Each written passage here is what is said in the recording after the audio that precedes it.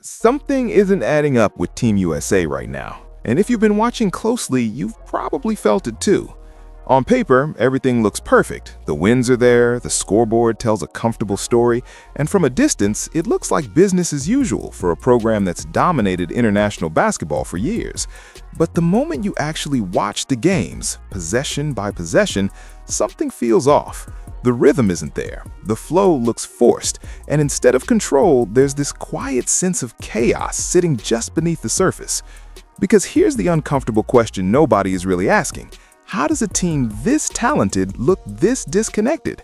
This isn't a roster lacking skill or experience. This is one of the most stacked groups in the sport, filled with players who dominate at every level they play. And yet, there are long stretches where the offense stalls, where players hesitate, where possessions break down into isolation plays that don't reflect the level of talent on the floor. It doesn't look like a team building towards something bigger. It looks like a team searching for answers it should already have. And then there's the situation surrounding Caitlin Clark, which might be the most confusing piece of this entire puzzle. You're talking about a player who has completely reshaped how defenses operate, someone whose presence alone bends the floor, creates spacing, and unlocks opportunities for everyone around her. But instead of building the system around that kind of impact, what we've seen is the opposite. Long stretches where she's off the ball, standing in the corner or waiting on the wing, watching the offense unfold without her involvement. Not because she can't contribute, but because the system isn't asking her to. At first glance, you might brush it off as experimentation. That's the easy explanation. A coaching staff trying different looks, testing combinations, figuring out what works before the stakes get higher. And in theory, that makes sense. Every great team experiments before locking in. But here's the problem. Experimentation still has structure. It still has purpose. What's happening here doesn't feel like controlled testing. It feels inconsistent. It feels reactive. And at times, it feels like the team is drifting further away from its own strengths instead of refining them. What makes this even more concerning is that these issues aren't isolated moments. It's not just one bad quarter or one awkward lineup. The same patterns keep showing up: offensive stagnation, unclear roles, players operating out of position, and a lack of identity when the game tightens. And when those patterns repeat across multiple games against different opponents, it stops being coincidence. It becomes a signal that something deeper isn't working the way it should. And that's where this situation shifts from being a minor concern to something much bigger. Because with a tournament like the World Cup approaching, this isn't the time for uncertainty. This is the stage where teams are supposed to be sharpening their identity, locking in their system, and building the kind of chemistry that holds up under pressure. Instead, what we're seeing from Team USA feels like a group still trying to figure itself out while the clock is already ticking. But even that doesn't fully explain how things got to this point, because once you look at what's been happening behind the scenes and the decisions that shaped this entire run, it becomes clear that this isn't just about execution on the court. It's about something much deeper and much harder to fix. What makes this situation even more unsettling is how it actually started, because the instability didn't begin on the court, it began on the sidelines. Right in the middle of a critical international tournament, Kara Lawson stepped away after just 2 games. Not suspended, not removed, not forced out. She left on her own to return to her responsibilities at Duke. And just like that, Team USA lost its primary voice at the exact moment when continuity mattered most. That kind of mid-tournament shift isn't just unusual, it's almost unheard of at this level. International basketball isn't like a long domestic season where teams have time to adjust and recalibrate. These tournaments are short, intense, and unforgiving. Every game is part of a larger process, building chemistry, defining roles, establishing trust in the system. And when the head coach disappears halfway through that process, everything that was being built suddenly becomes unstable. Assistant coach Nate Tibbett stepped in and did what he could to hold things together, but that kind of transition isn't seamless. Every coach brings a different philosophy, different instincts, different priorities in how the game should be played. Even small changes, like how rotations are handled, how plays are called in late-game situations, or how certain players are utilized, can completely shift the rhythm of a team. And when those changes happen midstream without time to fully implement or communicate them, the result is exactly what we saw: a team that looks like it's operating without a clear identity. And that's the part that really stands out. For years, Team USA's dominance wasn't just about talent, it was about clarity. Every player knew their role. Every possession had purpose. The system was consistent from the first game to the last. You could see it in how the ball moved, how players reacted under pressure, how there was never any hesitation in critical moments. That kind of cohesion doesn't happen by accident. It comes from a unified voice leading the group from start to finish. But in this tournament, that foundation never fully formed. Instead, what we got was a split structure, one vision for the opening games and another for the rest. A shift in leadership right when the team was supposed to be locking in its identity. And once that continuity breaks, it's incredibly difficult to recover in such a short window. Players start second-guessing, rotations feel experimental instead of intentional, and the system starts to look less like a plan and more like a collection of ideas that never fully connect. You could see the effects almost immediately. Lineups that didn't quite make sense, adjustments that came a step too late, moments where players looked unsure of where they were supposed to be or what the offense was trying to generate. Not because they lack intelligence or ability, but because the structure guiding them kept shifting under their feet. And maybe the most concerning part of all is that this wasn't just a temporary disruption, it set the tone for everything that followed. Because once that central voice disappeared, the team didn't just lose a coach, it lost the consistency that every great international run is built on. And that's exactly where the next problem begins. Because with no clear system in place, the way certain players were being used started to raise even bigger questions. And that's where things start to become impossible to ignore. Because once the structure began to slip, the way Caitlin Clark was being used stopped making any logical sense. This isn't just a subtle tactical tweak or a small role adjustment. This is a complete inversion of what makes her one of the most dangerous players in basketball today. Clark isn't just a scorer. She's not just a shooter you park on the wing and wait for a kickout. She's a system. Everything she does is built around controlling the ball, reading defenses in real time, and forcing opponents into impossible decisions. Her range stretches defenses far beyond the three-point line. Her vision creates openings that don't exist for most players, and her ability to dictate pace turns ordinary possessions into high-efficiency opportunities. Take the ball out of her hands, and you're not just limiting her, you're collapsing the entire structure that should be built around her. But that's exactly what happened. Possession after possession, Clark was stationed off-ball, standing in the corner or drifting along the wing, waiting for touches that came late or not at all. Instead of initiating the offense, she was reacting to it. Instead of creating advantages, she was being asked to finish them without ever being given the chance to generate those advantages in the first place. And the longer that continued, the more disconnected the offense started to look. What makes this even more puzzling is that the impact is immediate when she does have the ball.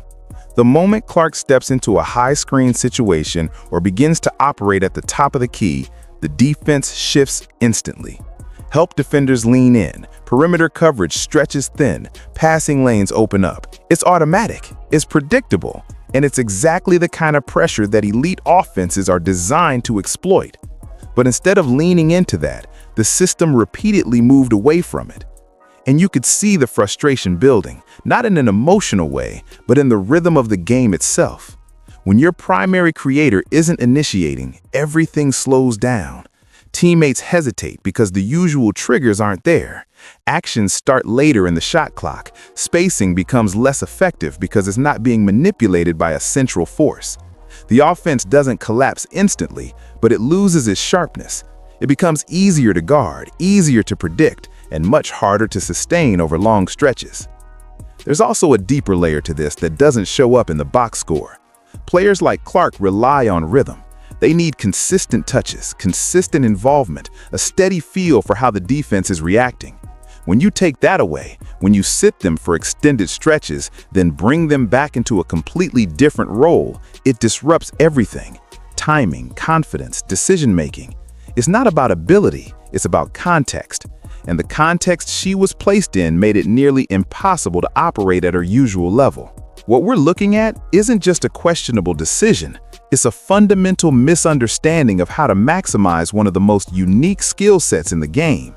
And at this level, against teams that are disciplined and well-prepared, those kinds of decisions don't just limit your ceiling, they actively create opportunities for your opponent. And that's exactly what happened next, because the moment a team like Spain saw how Clark was being used, they didn't hesitate. They built their entire defensive approach around it, and what they exposed changed everything. And this is where everything that had been building quietly beneath the surface was suddenly impossible to ignore. Because the moment Spain stepped onto the floor, they didn't just compete with Team USA, they targeted the exact weaknesses this system had been creating all tournament long. This wasn't random, it wasn't luck, it was preparation meeting opportunity. From the opening possessions, Spain made one thing very clear. They knew exactly how Caitlin Clark was being used, and more importantly, how she wasn't being used. Instead of fearing her presence, they designed a defensive scheme that turned Team USA's biggest strength into something far easier to contain. A soft box-and-one, with constant attention on Clark whenever she even hinted at touching the ball. The moment she moved toward a screen or tried to initiate, two defenders closed in immediately, not recklessly, but with discipline. The goal wasn't to stop her completely, it was to force the ball out of her hands before she could do what she does best, read and create. And here's the part that should have punished Spain instantly. A double team on a player like Clark is supposed to break a defense. Somewhere on the floor, someone is open. That's basic basketball math. But instead of turning those moments into easy advantages, Team USA struggled to capitalize. The spacing wasn't clean, players weren't always in positions that matched their instincts, and those small hesitations, just a second too slow to recognize the opening, were all Spain needed to recover. That's what made Spain's execution so effective. They didn't have to be perfect, they just had to be organized. Every rotation was sharp, every closeout had purpose. They trusted their system, and more importantly, they trusted that Team USA's system would work against itself. And possession by possession, that's exactly what happened. What should have been a defensive risk, overcommitting to Clark, became a safe, repeatable strategy because the offense never fully punished it. And then there was the confidence. Spain didn't play like an underdog, hoping to survive. They played like a team that has studied every detail and believed they had found something real. Players like Alba Fabrega attacked without hesitation, moving with a level of comfort that you don't usually see against Team USA. There was no intimidation, no moment of backing down, just execution, possession after possession, as if they understood that the gap between these two teams wasn't as wide as it was supposed to be. What makes this even more concerning is how close the game actually was beneath the surface. Spain missed opportunities, clean looks, makeable finishes that could have completely flipped the outcome. If even a few of those go down, we're not talking about a warning sign anymore. We're talking about a historic upset. And that's not exaggeration. That's how thin the margin really became. But the biggest takeaway wasn't the score. It was how the game felt in the moments that mattered most. Late in the game, when structure and clarity are supposed to take over, Team USA looked uncertain. The offense slowed to a crawl. Possessions turned into isolation attempts. The ball stopped moving. And Spain, already locked into their defensive rhythm, simply stayed disciplined and let the breakdown happen. That's the kind of exposure that doesn't just disappear after one game, because now it's on film. Every rotation, every hesitation, every structural weakness is all there for the next opponent to study. And teams at this level don't ignore that kind of information, they build on it. And that's where this becomes more than just one matchup, because once the blueprint is out, the real question is how your team responds to it. And so far, the response hasn't answered the biggest concern of all. And this is where the conversation starts to drift in the wrong direction. Because when people look back at that Spain game, the first thing they point to is the box score. 7 points, a few uncharacteristic misses, even an air ball that quickly made its way into highlight clips and criticism threads. On the surface, it looks like a bad performance from Caitlin Clark, and for a lot of viewers, that's where the analysis stops. But that's also where the real story gets completely missed. Because numbers without context can be incredibly misleading. Basketball isn't played in a vacuum, it's played within a system, within a role, within a rhythm. And in this case, Every one of those elements was working against her. Clark wasn't struggling because she suddenly lost her ability. She was operating in conditions that made it nearly impossible to play her natural game. Start with the rhythm. Players like Clark thrive on consistent involvement. They need touches early. They need to feel how the defense is reacting. They need to build a mental map of the game as it unfolds. But in this system, she was going long stretches without the ball, sometimes sitting on the bench, then being dropped back into the action without any continuity. That's not just difficult, it's disruptive. Timing fades, confidence tightens, and when the ball finally does come your way, it's often in situations where you're expected to produce instantly, without the buildup that makes those moments successful. Then there's the role itself. Instead of initiating the offense, she was placed off ball, waiting for catch-and-shoot opportunities that don't reflect her strengths. That might work for a pure shooter, but Clark's impact goes far beyond that. She's at her best when she's reading the floor, manipulating defenders, and creating advantages that ripple through the entire possession. Take that away, and you're not just limiting her scoring, you're removing the foundation of how she influences the game. And that's why those missed shots need to be viewed differently. They weren't just mistakes, they were the result of a broken flow, a rushed attempt after limited touches, a forced shot late in the clock because the offense hadn't generated anything clean. Those moments don't represent what she can't do, they reflect the environment she was placed in. What's even more telling is how quickly the narrative flipped. Instead of asking why a player of her caliber was put in that position, the focus shifted to her output. The assumption became that she underperformed, rather than questioning whether the system itself set her up to succeed. And that's a much easier story to tell, but it's not the accurate one. Because when you look at the bigger picture, this wasn't a case of a player failing under pressure. This was a case of a system creating the exact conditions where failure becomes more likely. Limited touches, inconsistent minutes, a role that doesn't match the skill set. Stack all of that together, and the result isn't surprising. It's predictable. And that's why this is so important moving forward. Because if the evaluation stops at the stat line, then the real issue never gets addressed.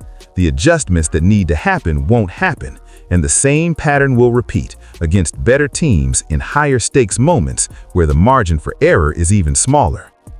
But here's where things take an interesting turn, because in the moments where the system did shift, where Clark was actually given the keys, you could see a completely different version of this team emerge. And then, almost like a glimpse into what this team could be, there were moments where everything suddenly clicked, and it wasn't random.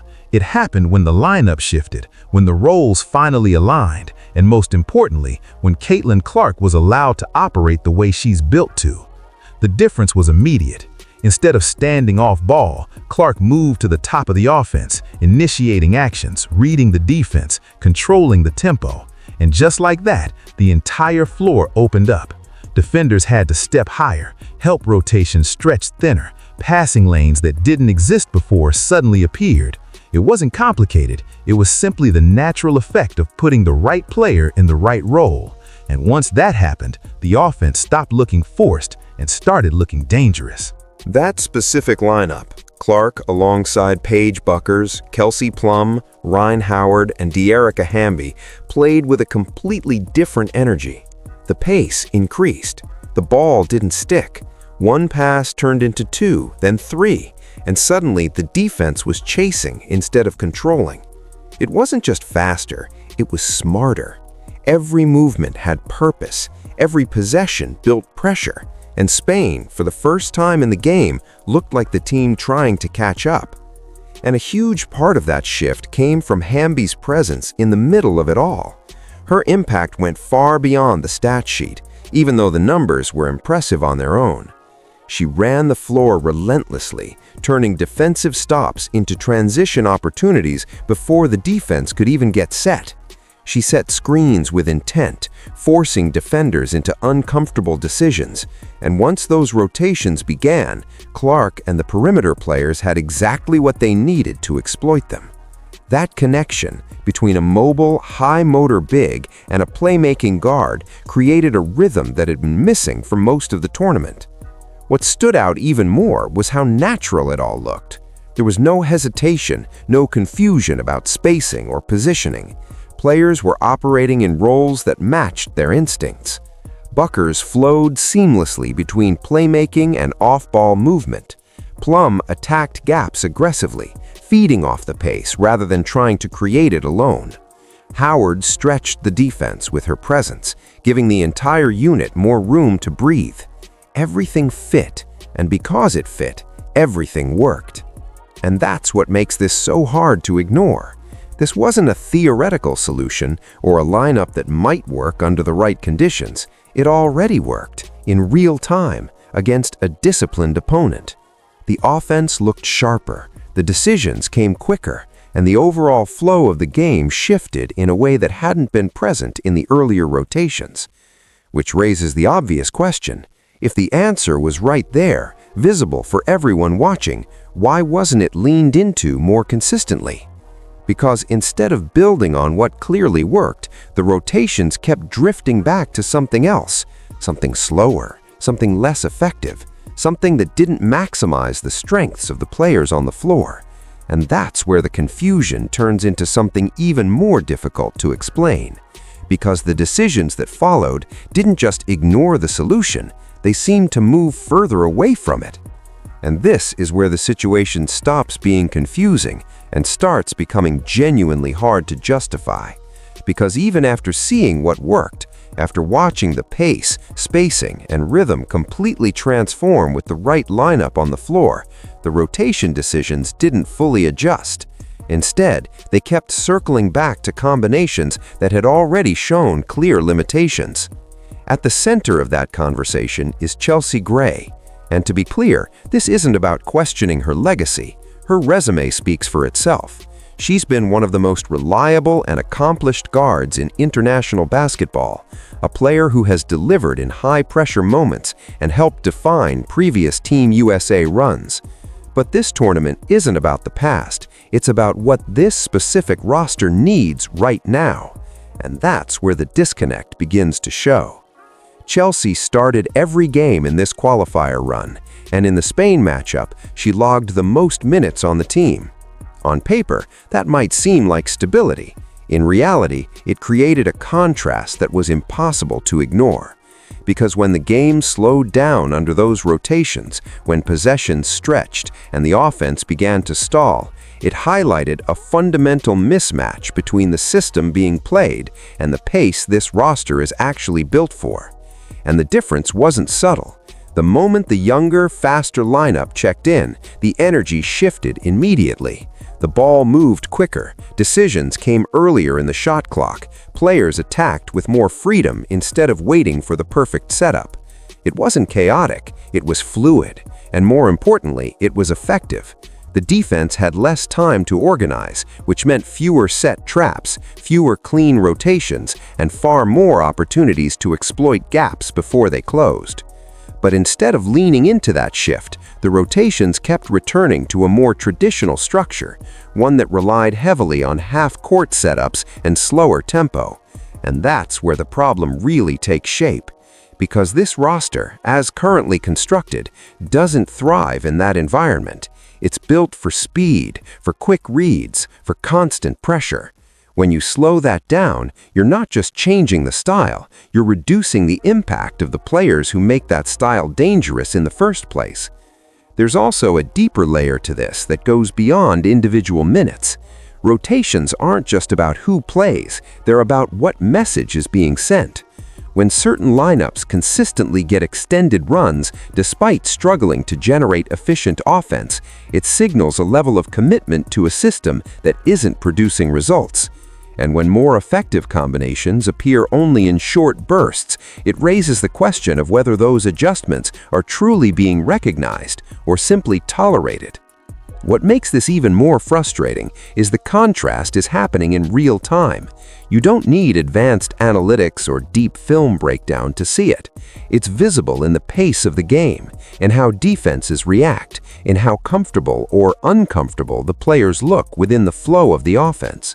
One version of this team feels constrained, the other feels dynamic, and yet the minutes don't always reflect that difference. And that's where the concern really settles in. because rotation decisions at this level aren't just about preference, they're about direction. They shape how the team develops chemistry, how players understand their roles, and how the system evolves heading into the most important games of the year. Right now, that direction feels uncertain, not because the talent isn't there, but because the choices being made aren't consistently aligning with what the team has already shown it can be at its best. And if that uncertainty continues, it leads directly into a much bigger issue, one that goes beyond any single player or lineup. And that's where everything finally comes together, because beyond the rotations, beyond the individual performances, even beyond the coaching changes, there's a deeper issue that explains all of it at once. This team doesn't have a clear identity. Not yet. You can see it most clearly in the moments that matter most. Late in games, when the pace slows and every possession carries weight, teams fall back on what they trust. The best international squads don't hesitate in those situations. They know exactly who initiates, where the ball is supposed to go, and how each player fits into the action. That clarity is what separates good teams from dominant ones, and right now, Team USA doesn't consistently have it. Instead, what we've seen, especially against Spain, is a kind of offensive drift. No defined floor general taking control, no structured action to create a clean look, just possession after possession that slowly breaks down into isolation plays.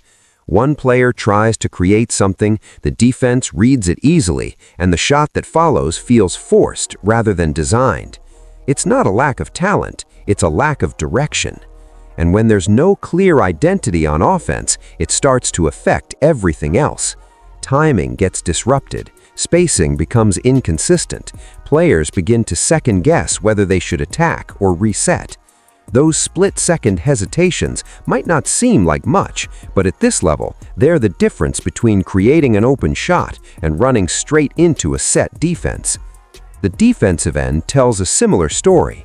Communication looks just a step late, rotations aren't always sharp, and teams like Spain are disciplined enough to recognize that instantly. Backdoor cuts, quick perimeter actions, off-ball movement designed to test awareness, those aren't random plays, they're targeted attacks on a system that isn't fully locked in. And when those breakdowns start to repeat, it becomes clear that it's not just execution, it's structure. What makes this even more concerning is the level of competition waiting ahead. Teams like France and Australia aren't going to play cautiously or hope for mistakes. They're going to study this film, identify the same gaps Spain exposed, and build game plans specifically designed to exploit them. The margin for error at that stage doesn't shrink, it disappears. And without a defined identity, there's nothing stable to fall back on when things get tight. Because identity isn't just a stylistic choice, it's a foundation. It tells players how to react under pressure. It defines who takes control, who spaces the floor, who sets the tone defensively. It removes doubt. And right now, that's the one thing this team hasn't fully established. You can see flashes of what it could be, moments where the pace is right, the spacing clicks, the ball moves, and everything looks exactly how it should. But those moments don't last long enough. They don't carry over consistently from one stretch to the next. And until they do, this team is going to keep hovering between what it is and what it could be. And that's what turns this from a concern into a real warning. Because without a clear identity, even the most talented roster can be pulled into uncomfortable situations, games that are closer than they should be, moments that slip away, outcomes that suddenly aren't guaranteed. And with everything that's coming next, that uncertainty is the one thing Team USA can't afford to carry forward. And this is where everything turns from a concern into a real warning, because what we're seeing right Again, until you prove you can stop it. And based on what these qualifier games have already shown, Team USA is heading into that environment with questions that still don't have clear answers. Because here's the reality. The rest of the world has caught up. Not completely, not in terms of raw depth, but enough that structure, discipline, and execution can close the gap. Teams like France, Spain, and Australia aren't stepping onto the court hoping to compete anymore. They're stepping on with a plan. They study tendencies, they exploit mismatches, and they don't get rattled when the moment gets big. Spain already showed what that looks like, and they're not the only ones watching that film. If the current approach continues, if Caitlin Clark is still being used off-ball, if the rotations keep drifting away from what actually works, if the team enters high-pressure moments without a clear offensive identity, then this isn't just about playing below expectations. This becomes a situation where the gold medal isn't guaranteed anymore. And that's not speculation, that's the logical outcome of what we've already seen. Because the blueprint for success is right there. It's not hidden. It showed up in flashes throughout these games. Every time Clark controlled the offense, every time the spacing aligned, every time the pace forced defenses into uncomfortable positions, you could see it. That version of Team USA isn't just good, it's dominant. It's the kind of team that reminds everyone why this program has been untouchable for so long. But the gap between that version and the one we've seen for most of this tournament is still too wide. And now the clock is working against them. There are only a handful of games, a limited number of practices, and a shrinking window to make the kind of adjustments that usually take months to fully develop. This isn't about small tweaks anymore. It's about making a decision, about committing to an identity, trusting what the film is already showing, and building the system around what actually gives this team its highest ceiling. Because if that decision isn't made in time, the consequences won't show up gradually, they'll show up all at once, in a close game, in a fourth quarter where the offense stalls again, in a moment where the opponent doesn't miss the opportunity that Spain almost did. And if that happens, it won't feel like an upset. It will feel like something we should have seen coming all along.